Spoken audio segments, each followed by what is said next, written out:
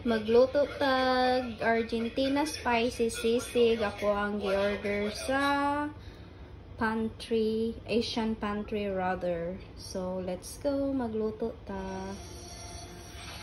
So, ako ang gamiton is olive oil.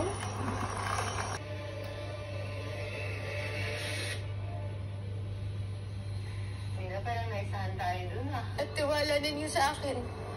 Kasi sana Eshma at pinahiram niyo. Tapos, wagyan lang nato siya garlic.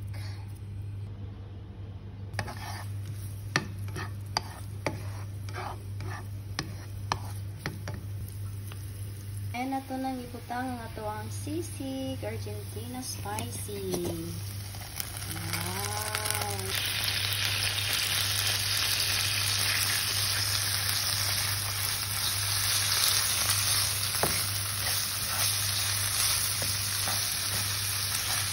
Medium heat lang ito ang gamitin. Pero sa isunog ka.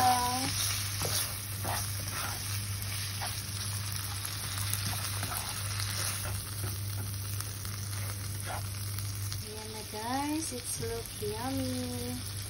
Ayan na. Luto na ito ang sisig. Spicy with black coffee.